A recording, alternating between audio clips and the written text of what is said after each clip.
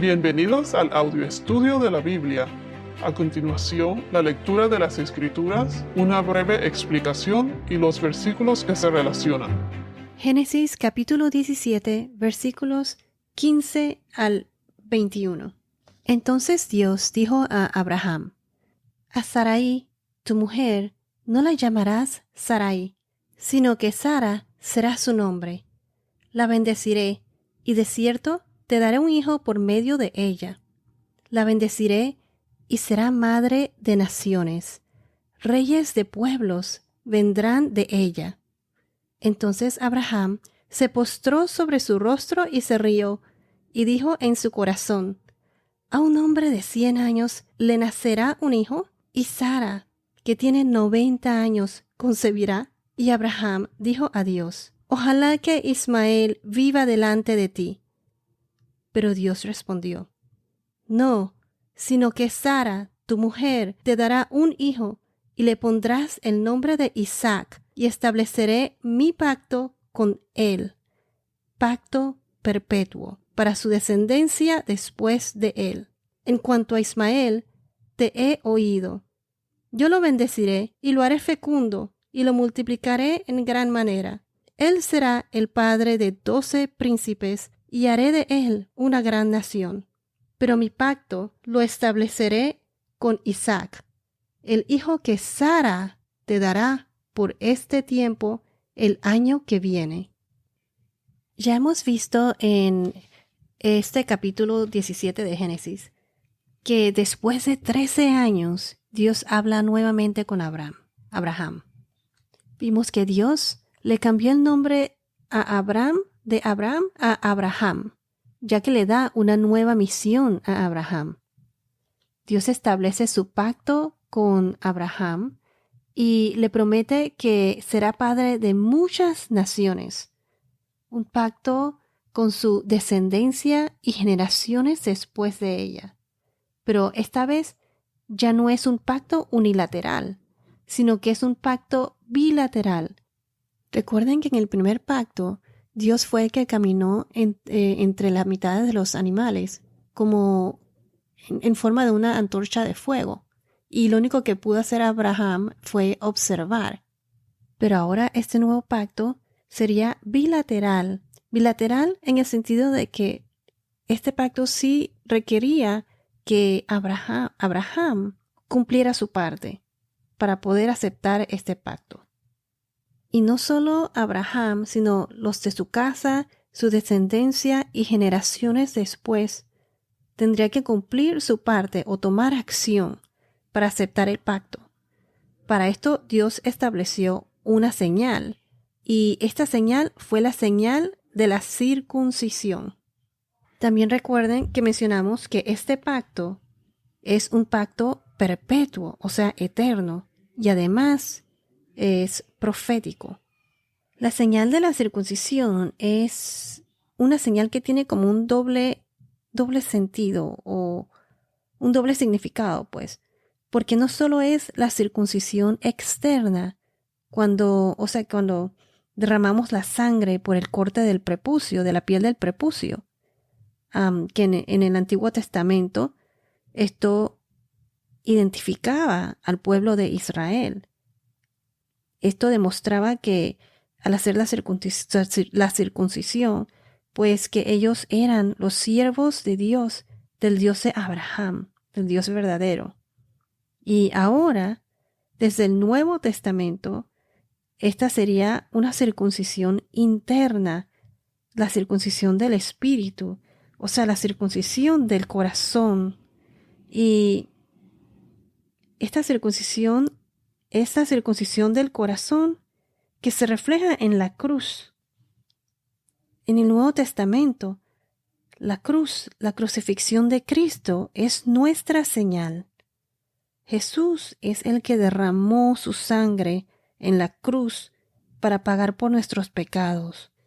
Al tener fe y aceptar a Cristo, al reconocer nuestros pecados, somos transformados. Recibimos el Espíritu Santo y somos así adoptados como hijos de Dios, y por lo tanto herederos del nuevo reino que Jesús está preparando para nosotros. Entonces, esta es la circuncisión interna, o sea, del espíritu, del corazón. En el Antiguo Testamento, el que no es circuncidado, esa persona será cortada de entre su pueblo. No será parte del pueblo de Dios, ya que ha quebrantado el pacto, como dice en el versículo 14. Y como mencionamos en el podcast pasado, esto fue casi lo que le pasó a Moisés. En el caso de Moisés, recuerden que si no fuera por Séfora, su esposa, ella reaccionó inmediatamente y circuncidó a su hijo. Y fue entonces que Dios lo dejó. Recuerden que el Señor había salido al encuentro de Moisés y quiso matarlo. Esto fue en Éxodo capítulo 4, versículo 24. Y esto fue porque él no había circuncidado a su hijo. ¿Cómo podría él llevar a cabo la misión de Dios sin haber hecho lo principal, pues? Sin haber obedecido al Señor y aceptado esa señal de circuncisión que lo identificaba a él como parte de su pueblo, de siervo de Dios, del Dios de Abraham. Entonces vemos que así lo es hoy en día, desde la crucifixión de Jesús hasta el día de hoy. Ese pacto todavía está vigente. Es un pacto eterno. El que no ha circuncidado su corazón, o sea, el que no cree o acepta a Jesús y tiene una relación con Él, está rechazando este pacto, está rechazando a Dios. No es siervo de Dios. Para ser un verdadero siervo de Dios, tienes que aceptar su regalo. ¿Y cuál fue ese regalo? Pues ese sacrificio que Jesús hizo por nosotros en la cruz. Solo debemos aceptarlo, aceptar que Él murió y resucitó en la cruz y lo hizo por nosotros. Como dice en Colosenses capítulo 2, versículo 11, también en Él ustedes fueron circuncidados con una circuncisión no hecha por manos, al quitar el cuerpo de la carne mediante la circuncisión de Cristo, habiendo sido sepultados con Él en el bautismo, en el cual también han resucitado con Él por la fe, en la acción del poder de Dios que lo resucitó de entre los muertos. Al punto que quiero llegar, es que ahora los creyentes somos circuncidados en espíritu. Al recibir a Jesús por fe, recibimos el Espíritu Santo y somos transformados. O sea, somos justificados por Cristo como hijos de Dios y por nuestra fe somos salvados. Y entonces, una vez que somos justificados y aceptamos a Cristo y tenemos fe, pues comienza el proceso de santificación. El proceso de santificación es el caminar en Cristo. Lo que nos separa de los no creyentes es la relación con Dios nuestro Señor. De nada nos sirve aceptarlo si no tenemos esa relación con Él. Y para tener esa relación, pues tenemos que conocerlo más. ¿Y cómo lo conocemos? Por medio de su palabra, de las Escrituras. La vida en esta tierra es temporal. Nuestra casa, nuestra verdadera casa está en el cielo. Es la casa del Señor. Y cuando seamos glorificados, es cuando estaremos en la presencia del Señor. En nuestro proceso de santificación, o sea, en nuestro caminar en Cristo, no somos perfectos porque nadie es perfecto, excepto Jesús. Pero debemos siempre reconocer nuestros pecados y arrepentirnos de corazón. Y, bueno, a su vez, pues, aceptar las consecuencias también. Entonces, como mencioné, la vida aquí en esta tierra es temporal. Nuestra verdadera casa está con el Señor. Y entonces, cuando seamos glorificados, estaremos en la presencia del Señor, así como lo era antes en Edén, antes de que Adán y Eva cayeran en el pecado. Adán y Eva no les faltaba nada y estaban en la presencia del Señor. La nueva Jerusalén será nuestro paraíso, o sea, nuestro nuevo Edén. Entonces ahora Dios no solo le cambia el nombre a Abraham. En el verso 15 vamos a ver que también lo hace con Sarai, porque así como Abraham ya tenía una nueva misión como padre de muchas naciones, de generaciones en generaciones, asimismo Sarai es parte de esa misión. Ella también será bendecida y será madre de naciones. Y por eso se llamará Sara. Se los voy a leer. Versículo 15. Entonces Dios dijo a Abraham, a Sarai tu mujer no la llamarás Sarai, sino que Sara será su nombre. El nombre de Sara significa princesa, pero ahora ella será princesa de naciones. O sea que Dios como que engrandeció el significado de su nombre. La bendeciré y será madre de naciones. Reyes de pueblos vendrán de ella. Sara significa también mujer noble. En inglés, noble woman. O sea, princesa en general, pero más enaltecido, porque muchos reyes nacerían de su descendencia. Princesa de provincias, de muchas naciones. Y se pronuncia Sarah. En inglés tiene una H al final. Se escribe S-A-R-A-H. Me parece que esta traducción es más correcta con la H al final. S-A-R-A-H. Sarah. Y noten una cosa, que cuando Dios le cambió el nombre a Abraham, Él le añadió una H. De Abraham, Abraham. Con una H en el medio. Y de Sarai le cambió la I a Sara. S-A-R-A-H.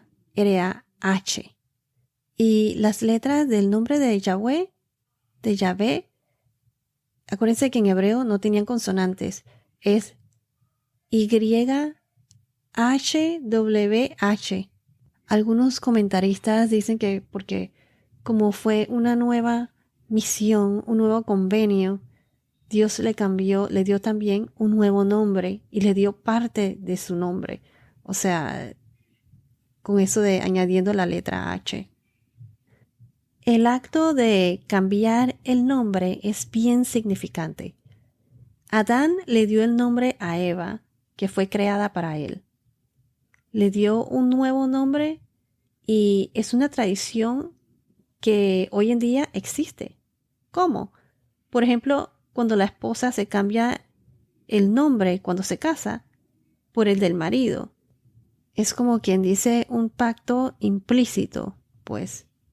Por ejemplo, Juan Rodríguez se casa con Isabel Pérez. Entonces, el nuevo nombre de ella sería Isabel de Rodríguez o Isabel Pérez de Rodríguez. Este es el convenio o el pacto del matrimonio. Bueno, entonces, como decía, el cambiar el nombre es significante. Adán también le dio el nombre a los animales. Otro ejemplo es cuando el rey Nebuchadnezzar le cambió el nombre a Daniel y a sus amigos cuando los tomó por esclavos, como para darles una nueva identidad. En este caso, esto implica propiedad, en inglés es ownership, pues, que les pertenecían, estaban bajo el mando del rey Nebuchadnezzar, eran sus esclavos. Esto se encuentra en el libro de Daniel. Otro ejemplo es que, por ejemplo, Adán y Eva les dio nombres a sus hijos y esto lo hicieron como muestra de esa alianza o pacto de padres a hijos, cuyo papel o rol es el de honorar a sus padres, quienes lo crearon, como hoy en día los hijos adoptan el apellido de los padres. El nombre hebreo de una persona tiene un inmenso significado espiritual y poderoso. Dios le dio una misión nueva a Abraham y Sarah. Y por lo tanto les cambió el nombre porque ya su misión era diferente. Fue engrandecida y se volvió global, que incluye a toda la humanidad, responsables y dedicados a servir a Dios, al Dios verdadero, al Dios de todos. Vayamos al versículo 16. Nos dice así: la bendeciré, y de cierto te daré un hijo por medio de ella. Aquí Dios estaba siendo específico. Su hijo nacería de Sara y Abraham. Esto lo dice claramente. Recuerden que 13 años atrás, Sara o Sarai, pues fue la que había cometido el error de apresurar esa promesa de Dios que le había dado. ¿Y qué fue lo que hizo? Pues le dio su sierva a Abraham para que concibiera un hijo por medio de ella. Y bueno, y así sucedió.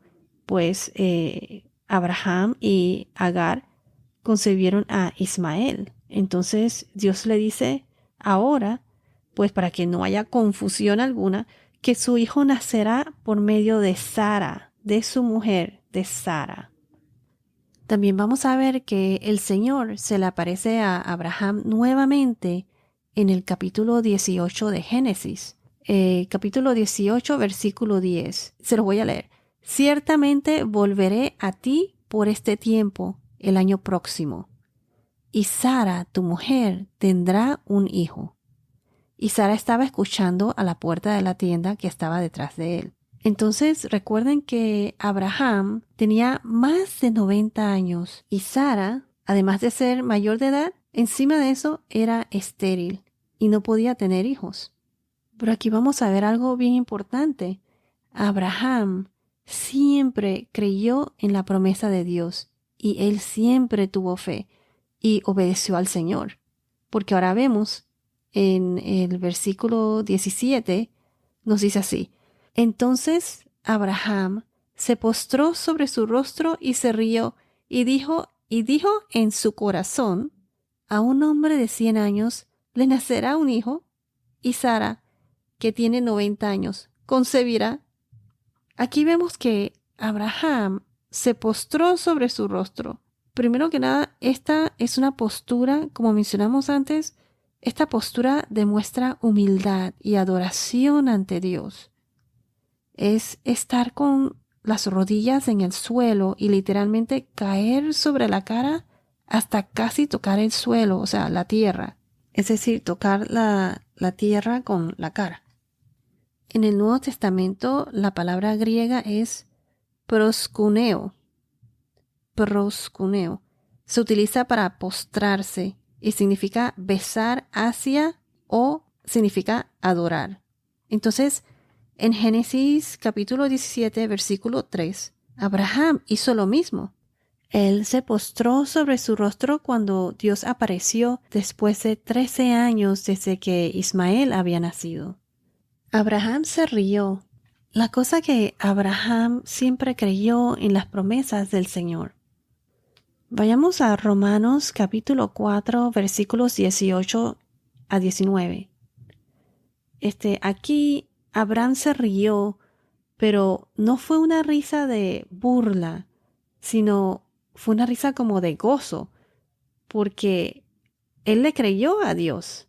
Fue algo como quien dice: ¿y cómo va a ser esto? Ya él estaba tan viejo en edad y Dios le dice que va a tener un hijo con Sara. Y Sara, que también es mayor, es estéril, y como quien dice, ¿cómo será esto posible? O sea, como de, wow, ¿cómo vas a hacer esto? Esto es increíble.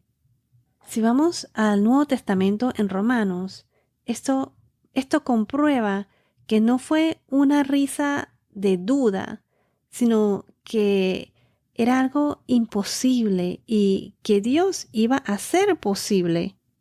Se los voy a leer. Versículo 18 de Romanos capítulo 4. Se lo voy a leer hasta el 22. Abraham creyó en esperanza contra esperanza, a fin de llegar a ser padre de muchas naciones, conforme a lo que se le había dicho. Así será tu descendencia. Y sin debilitarse en la fe, contempló su propio cuerpo, que ya estaba como muerto, puesto que tenía como 100 años, y también la esterilidad de la matriz de Sara. Sin embargo, respecto a la promesa de Dios, Abraham no titubeó con incredulidad, sino que se fortaleció en fe, dando gloria a Dios, estando plenamente convencido de que lo que Dios había prometido, poderoso era también para cumplirlo, por lo cual también su fe le fue contada por justicia. Su fe le fue contada por justicia.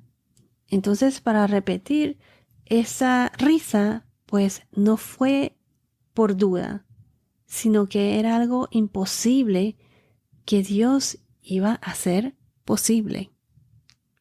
Entonces, ahora vayamos a Génesis capítulo 18, versículos 11 al 13. Se los voy a leer.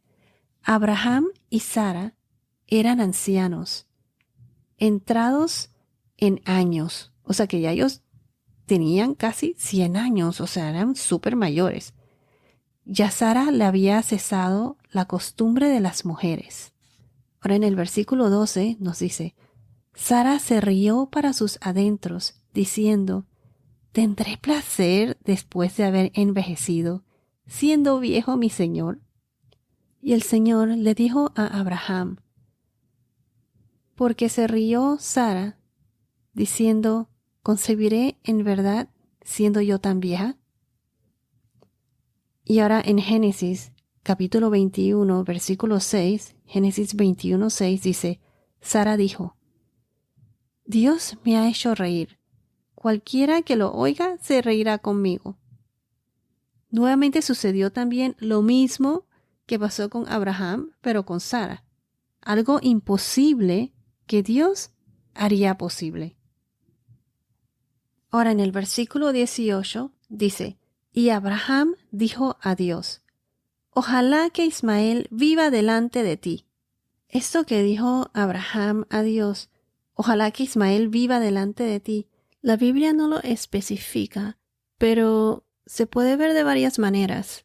Pero para aclarar, quiero decirles que esto es una opinión, esto no está en la Biblia, pero pareciera que Abraham tuvo dudas, pero a pesar de eso le creyó a Dios y Abraham siguió obedeciendo. El otro punto de vista es que como esto era algo imposible en la mente de Abraham, a lo mejor él pensó que ¿será que no entendí bien y es por Ismael que seré padre de naciones? ¿Será que Abraham dudó de él mismo y pensó que Dios se refería a Ismael? Pero me inclino más a pensar cuando Abraham proclamó, ojalá que Ismael viva delante de ti. Ahí pareciera que Abraham podría estar diciendo que él estaría perfectamente feliz de ver a Ismael como parte de su bendición, pues, como aquel que continuaría con esa misión que Dios le había dado. Pareciera como si él pudiese haber estado contento solo con eso. Después de todo, Ismael fue hijo de él, de Abraham, pero con Agar, no con Sara. Como quien dice, Señor, si es por medio de Ismael, por mí está bien, como en ese sentido de aceptación, pues eso es lo que más pienso que este versículo dice. Pero para que no haya ninguna duda, nuevamente, Dios fue bien específico. Dios rechazó esa proclamación que Abraham había hecho acerca de Ismael. Y esta vez no solo le dice que su hijo sería con Sara, su mujer, sino que también hasta le dio el nombre que debería de ponerle al nacer, el nombre de Isaac. Bueno, los quiero dejar con esto. Dios es todopoderoso y Dios es el único que puede hacer lo imposible, lo puede hacer posible. Él es todopoderoso, Él es nuestro creador, el creador del cielo, la tierra, de todo lo que existe. Sus promesas se han cumplido. Miren cómo Abraham, un hombre de casi 100 años, y su mujer estéril, tuvo un hijo a esa edad. Miren cómo Jesús nació de una virgen. Y así veremos cómo poco a poco las promesas de Dios se cumplen y todavía, como mencioné antes, hay muchas más que todavía no se han cumplido y estarán por cumplirse, como la segunda venida de Jesús. Entonces, ¿qué hemos aprendido de todo esto? Del cambio de nombre de Abraham a Abraham y de Sarai a Sara con respecto a la circuncisión. ¿Qué nos dice todo esto? Pues que la circuncisión no solo era para los hombres, las mujeres también iban a recibir los beneficios de esa señal de Dios. El hombre, al ser el hombre circuncidado, las mujeres de su casa, era como que ya formaban parte de esa circuncisión. También lo eran, pues. Ahora hoy en día es la circuncisión del espíritu, la circuncisión interna, pues la circuncisión del corazón, por fe. Y esa circuncisión es para todos, hombres y mujeres. Vemos cómo esta promesa se cumple con la descendencia de Abraham y Sara en Jesús. Cómo esto se cumple en Jesús. Y luego continúa con la circuncisión espiritual. Y como dije, es un pacto eterno. Que hasta el día de hoy, todavía este pacto nos toca a nosotros con la circuncisión de la cruz. La circuncisión espiritual. Y que es por fe. La fe nos transforma. Y por la fe somos salvos. Bueno, en el próximo podcast veremos qué fue exactamente lo que Dios le respondió y qué es lo que le va a decir con respecto a Isaac y a Ismael y mucho más. Bueno, esto es todo por ahora. Que tengas un día muy bendecido y hasta la próxima.